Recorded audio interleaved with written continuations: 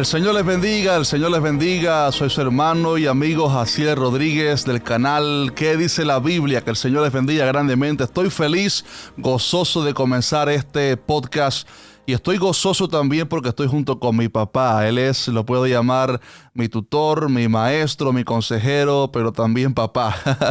El pastor Eliseo Rodríguez. ¿Cómo estás, papá? Qué privilegio estar contigo aquí, Hasi, en este día y con tantos hermanos en el mundo entero, ensayando un programa nuevo para tratar de glorificar al Señor también de esta manera y sobre todo bendecir a tantos hermanos en el mundo que ya te conocen, saben quién tú eres, y estar aquí contigo me da mucho gozo y emoción porque he visto el fruto del trabajo que has hecho tan fecundo para Dios ya en el mundo entero, con tantos miles de hermanos que ven tu programa lindo ¿Qué dice la Biblia? Así que estoy feliz también contigo. Lo que los hermanos no saben es que tú también eres partícipe del canal ¿Qué dice la Biblia? Porque todos los videos siempre estamos trabajándolo juntos en supervisando toda la teología de los videos, así que eres partícipe también. Soy obligado con gozo a hacerlo porque esa es parte de la labor detrás de los que están delante, ayudando un poquito a hacer perfecta lo mejor que podamos la obra tan linda que haces para el Señor Hasi. Sí, estamos contentos por este podcast porque siempre hemos estado haciendo trabajos por separado. Bueno, tenemos obviamente trabajando juntos en la iglesia Monte de Sion, pero siempre los trabajos de video, audio, siempre hemos estado por separado y en este podcast tenemos la oportunidad de trabajar juntos. Tú que dices la Biblia, yo estoy todas las mañanas, de lunes a viernes en YouTube, Amanecer a través de con Amanecer Dios, con Dios. Sí. Que ahora estamos en 2 radios, Hasi, en América Latina. Comenzamos en Guatemala este lunes. Ajá. Una emisora muy potente, la emisora Elín, y también en Nicaragua, en la radio Jerusalén. Jerusalén, en Nicaragua. De Nicaragua, ya por Diriamba, Carazo. Y estamos bien felices de poder extender también en la Patagonia Argentina. Tremendo. Patagonia Argentina. Vamos a comenzar pronto un programa extendiendo el reino de Dios ante que el Señor venga, ayudando a otros también a conocer bien a Cristo. Qué lindo, qué lindo. En este podcast vamos a estar trabajando con ustedes, estimados hermanos, en varios pasajes especiales. Vamos a estar abriendo las Escrituras y comentando un poco acerca de la palabra del Señor. Vamos a enfrentarnos a la verdad. Eso está poderoso. Nos encantó a ambos el título. Nos gustó. De frente a la verdad, porque eso es lo que el mundo necesita. Yo lo necesito todo, ser confrontado con la regla de Dios, su palabra. La verdad está escrita en un libro que se llama la Biblia. El formato que queremos presentar en este podcast es simplemente una exposición de la palabra de Dios, charlando entre ambos, y esperamos que usted sea partícipe de esta palabra que vamos a estar compartiendo semanalmente, no solamente en la plataforma de podcast, sino también en los canales de YouTube, los 2 canales llamado Iglesia Monte de Sion y también el otro que se llama Pastor Jaciel Rodríguez Clips, pero también en muchas radios que van a estar compartiendo estas transmisiones, así que si nos están escuchando en vivo en algún momento, alguna radio, Dios te bendiga, gracias por estar ahí. Queremos comenzar este primer episodio hablando sobre un pasaje de la Biblia que se encuentra en Juan capítulo 17 y solamente voy a leer el primer versículo, aunque después estaremos hablando sobre todo el pasaje en general.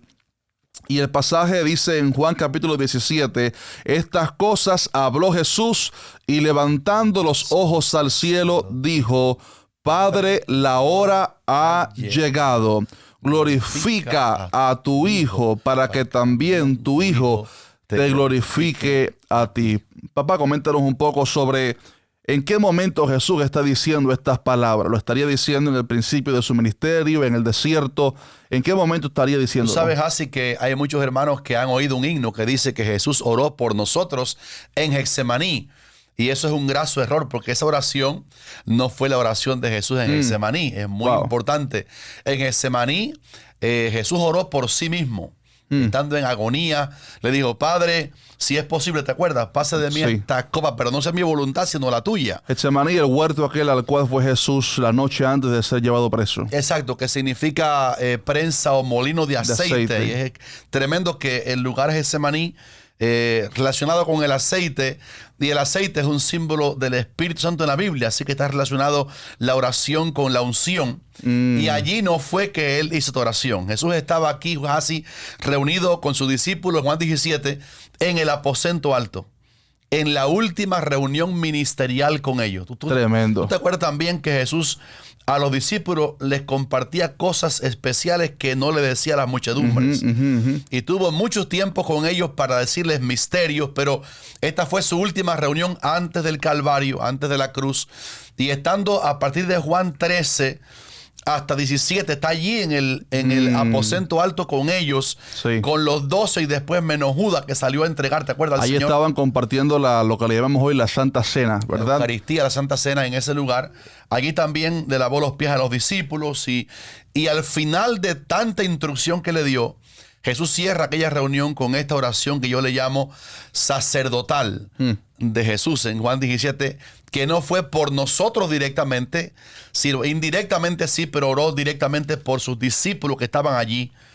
Realmente Juan es uno de los evangelios más preciosos que hay al leer las palabras de Cristo y todo esto. Y realmente todos estos capítulos de Juan, capítulo 15, 16 y 17, son realmente que enamoran a uno. Yo hace unas semanas estaba meditando en varios pasajes de estos capítulos de Juan porque son emocionantes. Es una cátedra ministerial. Yo creo sí, que es una cátedra ministerial.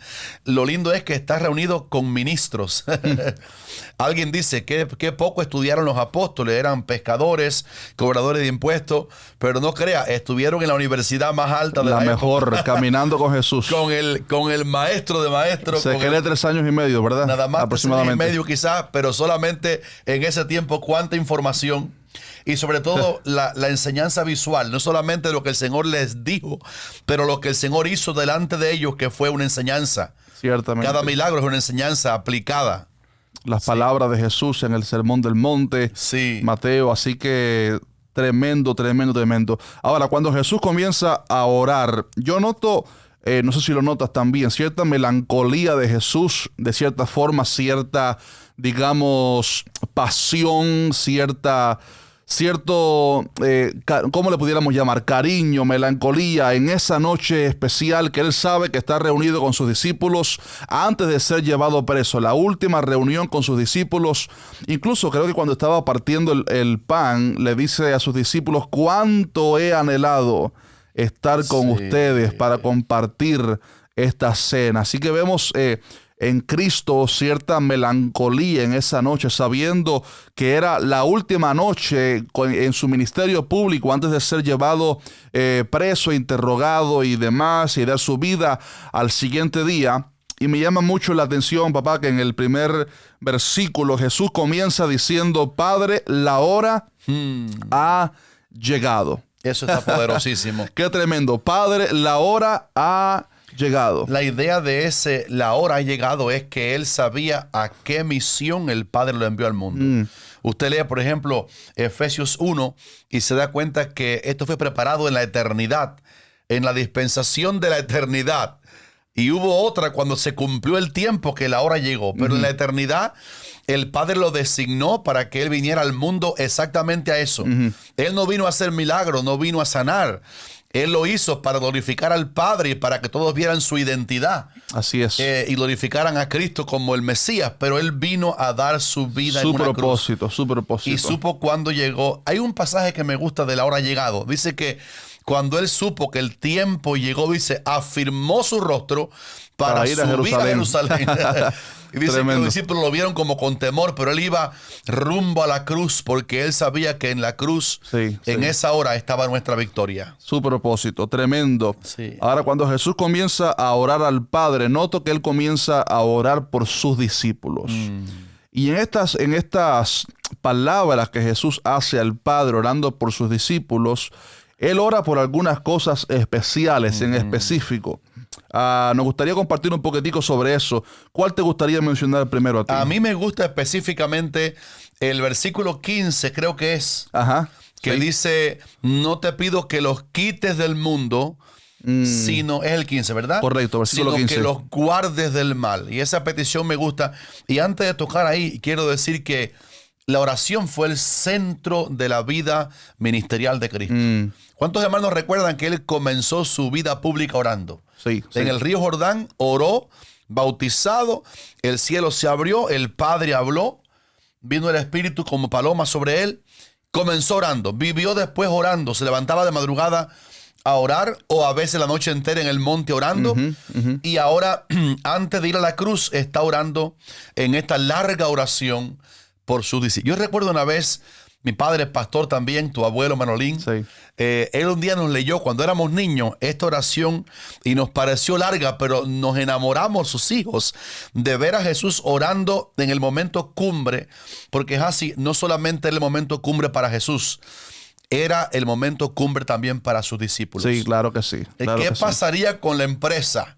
¿Cuántos hermanos recuerdan que cuando Jesús muere, la interpretación de los discípulos que le habían seguido es que la empresa fracasó? Exactamente. Ellos Ellos no esperaban un libertador del imperio de Roma. Entonces, Absoluto. ven ahora que este Jesús, en vez de defenderse ante la turba que viene para llevárselo, pero eso es la reacción de Pedro también. ¿Cómo es que se van a llevar Voy a defender al a mi libertador de Israel, al Mesías, al que estábamos Dijo esperando? uno, Señor, ¿cómo es que te manifestarás a nosotros y no al mundo? Porque como tú Así estás es. esperando que venga un libertador que corte el yugo romano sobre aquella Palestina, como se conocía antiguamente, Israel. Sí. Y ahora está orando, Señor, no te pido, versículo 15, que los quites del mundo. Y esta primera petición, no te pido que los quites del mundo, es muy importante, porque la idea del Señor en Cristo no es salvarnos y raptarnos. No es inmediato. Somos la luz de este mundo. Es decir, el Señor nos salva y apenas decimos que sí al Señor, nos llevan al cielo, nos convertimos y nos llevan al cielo, se salva alguien y se va al cielo. ¿Dónde está la necesaria luz que este mundo oscuro tiene? Sí creemos, obviamente, en el arrebatamiento de la iglesia, pero no de una manera que instantánea, que uno acepta a Cristo. Y qué rico sería Si fuera lindo, porque aceptar a Cristo y enseguida para arriba. No hay peligro, no hay amenaza del mundo. Pero fíjese la oración, no te pido que los quites del mundo. Primero, porque Jesús sabe, Él fue quien dijo que, hermano, tú y yo, nosotros somos la luz de este mundo. Así que hay una función para cumplir. Hay un trabajo para hacer ahí. Una vez que hemos sido salvos, hay entonces una responsabilidad de compartir eso y de trabajar en otros también. Tremendo. Ahora, la segunda cosa de ese versículo es que Jesús da por implícita la idea de que el mundo sí es una amenaza para la integridad del cristiano. Dice, no los quites, pero guárdalos del mal. Guárdalos. ¿Quién es el príncipe de este mundo? Satanás. Jesús, hace poco tú lo predicaste aquí en el desierto, cuando Jesús estaba siendo tentado por Satanás. Una de las cosas que Satanás dijo es, ves todos los reinos del mundo. Dice la Biblia que le mostró a Jesús todos los reinos del mundo. Y le dijo, todo esto te daré si postrado me adorares. Y note que Jesús no lo contradijo en eso, porque él estaba diciendo una verdad ahí.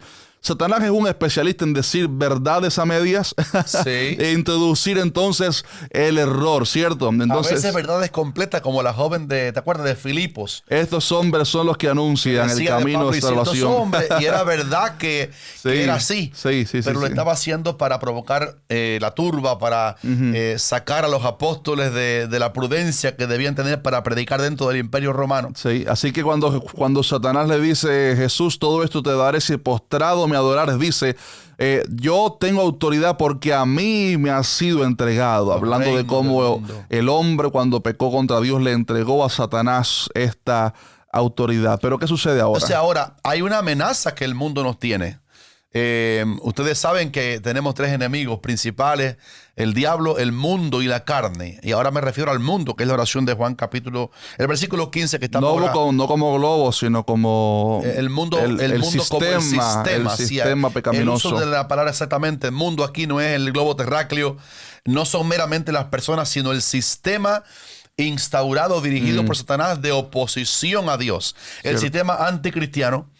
Y tremendo que nos diga el Señor al Padre, no los quite, hay una función de luz, hay una función de sal, pero el mundo se va a convertir en una confrontación, y es una confrontación cara, seria. El mundo nos amenaza, el mundo nos quiere envolver, pero Jesús oró que el Padre nos guarde del mal que está en el mundo. Y hermanos, ese último versículo de Judas, de la carta de Judas, dice que Dios es poderoso para guardarnos sin caída y presentarnos delante de su gloria un día con gran alegría. Amén, amén. Quiere decir que aunque el mundo nos amenaza, nos quiera contaminar, la oración del Señor fue oída y Él todavía la hace.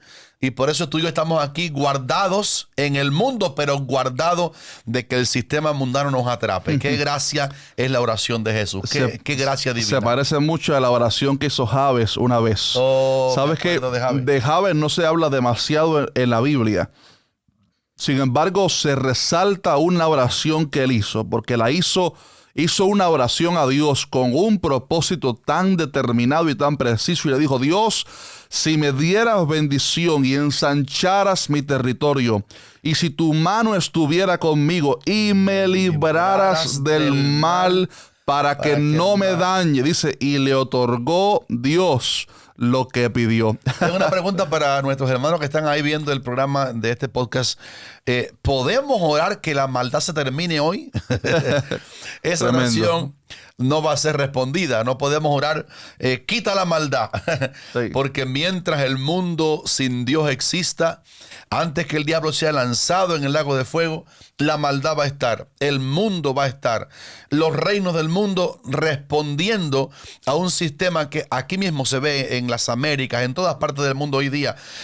Muchos, vamos a llamarle gobiernos del mundo, con la tendencia a ir contra los principios de la palabra del Señor, porque ese es el mundo. Sí. Entonces no podemos orar que el mundo se acabe, que la maldad se acabe. La maldad va a estar allí. Pero en el medio del mundo. No nos manda que nos metamos en un templo trancado sin salir para que la maldad no nos tome. Estamos dentro del mundo, pero no somos de aquí, y Dios nos va a guardar por la respuesta de la oración de Jesús. Así es.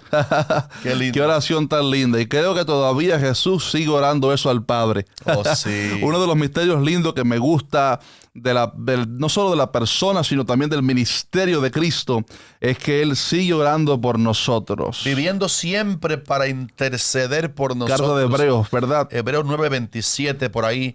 Viviendo Él siempre en el cielo y está a la derecha del Padre, muy cercano, compartiendo la gloria del Padre.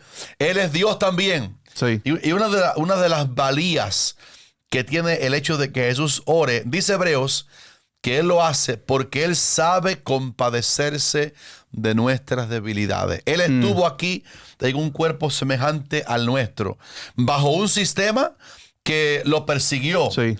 Los fariseos, los escribas, Roma fue el que ajustició a Cristo. O sea, los judíos lo entregaron a Pilato. Y Pilato respondía a Roma, así que fue condenado por los judíos, pero Roma fue el que sentenció finalmente a Jesús a muerte. Pilato estuvo bajo un mundo de presión, pero él venció, y él vive orando porque él sabe nuestras debilidades. Pensando en esa oración, Hansi, te quería preguntar, ¿cuánto valor tiene entonces que los siervos de Dios que representamos en la tierra, grupos, pueblos, iglesias, ministerios, tengamos una vida abundante de oración? Sí. Ciertamente, y orando por las ovejas, orando por el pueblo de Dios, imitando a nuestro Maestro. Así es. Para mí, queridos hermanos, la oración es un fuerte. No me atrevería a responder al llamado ministerial horizontal, le llamo así, al trabajo con personas, al trabajo con hermanos lindos y hermanas lindas en la fe, sin una vida de intimidad con el Señor, porque el ejemplo del Maestro fue que Él comenzó orando, vivió orando, terminó orando, ustedes saben, en la cruz, terminó orando. Padre, en tus manos te encomiendo mi espíritu. Qué linda es la vida abundante de oración, porque eso genera puertas abiertas, eso genera gracia. El apóstol Pablo pidió que se orara por él para que el Señor le abriera puertas para la palabra. ¿Qué nos queda a nosotros? Así es. Quiero comentar, si tienes algo más para comentar sobre esta petición de Jesús, pero quería también hablar sobre una cosa que Jesús pidió al Padre para sus discípulos. Y después que le pidió que los guardara del mal, le dijo: Padre, yo también te pido que ellos sean uno, así como nosotros somos uno. Dice, para que el mundo crea que tú me enviaste y que los has amado a ellos como también me has amado a mí. ¿Sabes qué? Veo a veces muchas personas amantes y celosas de la verdad, amantes y celosas de santificarnos para Dios, pero muchas veces no tenemos suficiente cuidado en obedecer el mandamiento de amarnos unos a otros. Y es tan vital la unión dentro del cuerpo de Cristo, porque es en la unión del cuerpo de Cristo, de la iglesia, que está la unción. En Pentecostés, ahí vemos que dice que estaban todos unánimes, orando y unánimes, y entonces vino sobre ellos el Espíritu Santo. El Salmo 133, mirad cuán bueno y delicioso es estar los hermanos juntos en armonía. Dice, es ahí. Es como el rocío de Hermón que desciende sobre los montes de Sión, porque allí envía Jehová bendición y vida eterna. Así que en la unidad hay unción y presencia de Dios. Hay un capítulo en Efesios, el capítulo 4, para mis hermanos que están viendo el programa, o oyéndolo en otras partes del mundo. Efesios 4, Pablo trata específicamente todo un hilo de pensamiento de Efesios, tiene que ver con la unidad. El plan eterno en el capítulo 1 fue trazado en la plena unidad de la Trinidad. El Padre entregó en la eternidad al Hijo, lo separó, lo consagró para salvarnos. Y también el Espíritu Santo estuvo de acuerdo, la Trinidad acordó enviar al Hijo al mundo a redimirnos. Pero después Pablo habla en el capítulo 4 que estemos solícitos como en responder o en hacerle caso a la oración que cita de Jesús allí, en guardar la unidad del Espíritu en el vínculo de la paz. Fíjate que habla de la unidad del Espíritu. Cuando nos salvamos ocurre uno de los bautismos. Hay varios bautismos, pero uno es, hemos sido todos bautizados en un cuerpo.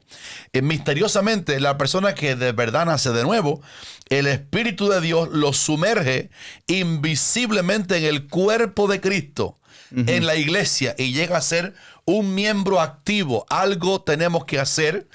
La idea que tú decías, Asia, es muy importante, que no nos consideremos aislados del cuerpo de Cristo. Hay de todo en el cuerpo de Cristo, pero sigue siendo el cuerpo de Cristo. O que no rompamos el mandamiento de amarnos unos a otros por el celo de la verdad. Absolutamente. A veces nos herimos por defender nuestra punto de vista, pero es tan importante. Yo estaba en esta semana hablando en qué dice la Biblia acerca de los dones. Realmente importante. Me gustó el video ese. Sí, que la iglesia se capacite y busque al Señor para ser usada por Él. Pero fíjese si el amor es importante, que después que Pablo en 1 Corintios 12 habló sobre los dones, comenzó entonces en el capítulo 13 diciendo, si yo tuviese esto y esto y esto, pero me falta el amor, nada soy. ¿Te acuerdas de nada me sirve. Exacto. El último versículo del 12, pero yo os muestro un camino aún mejor, más excelente. Es como que los dones, se llama el vínculo perfecto del amor, porque qué desgraciado es una persona que tiene todos los dones, pero le falta la gracia del amor. Ministrarlo con humildad, ministrarlo con sencillez, sobre todo queriendo que lo que ministramos sea para edificación del cuerpo de Cristo. Así que la unidad de los hermanos es tan importante. Esa petición me fascina, que todos sean uno, Padre, como tú y yo somos uno. Qué lindo. Qué lindo, ¿verdad? Y por último, nos quedan 5 minuticos apenas para decir la última petición que Jesús hizo por sus discípulos. En el versículo 17, Jesús dijo, Padre, santifícalos en tu verdad. Tu palabra es la verdad. Yo pregunto, ¿necesitaremos ser santificados? El Espíritu Santo es el santificador. Y alguien puede decir, bueno, ¿quién me santifica? ¿El Espíritu Santo o la verdad? Hermano, el Espíritu Santo no está separado de la verdad. Así es. La verdad, la palabra de Dios fue inspirada por el Espíritu Santo. Él está impregnado en cada letra, en cada palabra de la Biblia, porque Él fue el que inspiró la palabra. Cuando leemos la verdad escrita, cuando hay revelación de la verdad escrita, la palabra santifica. Juan capítulo 15, versículo 3, ya vosotros estáis limpios por la palabra que os he hablado. Así que es la costumbre idónea de un cristiano fiel todos los días ir al elemento químico, espiritualmente hablando, santificador del creyente, la palabra de Dios, y la persona del Espíritu Santo que la inspiró, ahí encontramos limpieza para nuestro corazón. Amén. Así que, bueno, nos hemos gozado, se ha ido súper rápido este tiempo en este podcast. Hemos pasado un tiempo de muchísima bendición.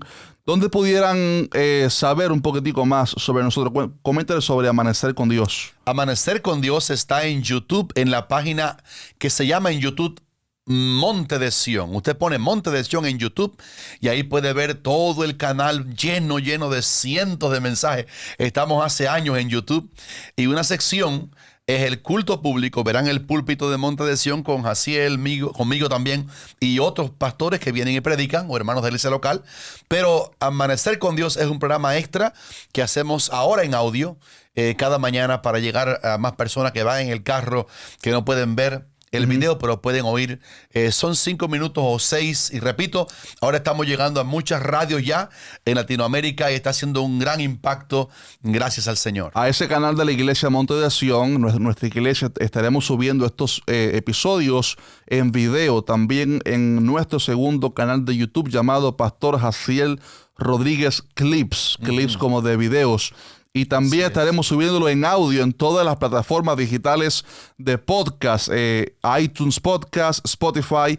Así que puedes buscarnos ahí a través del nombre De Frente a la Verdad. De Frente a la Verdad. Búsquelo ahí en las plataformas de podcast y encontrará más información acerca de nosotros. Una palabra para despedirnos. Solamente, queridos hermanos, animarles a vivir en acuerdo con la respuesta del Padre a esta oración del Hijo, que nosotros seamos guardados del mal. Se lo podemos pedir a Dios. Señor, guárdame del mal para que el mal no me dañe.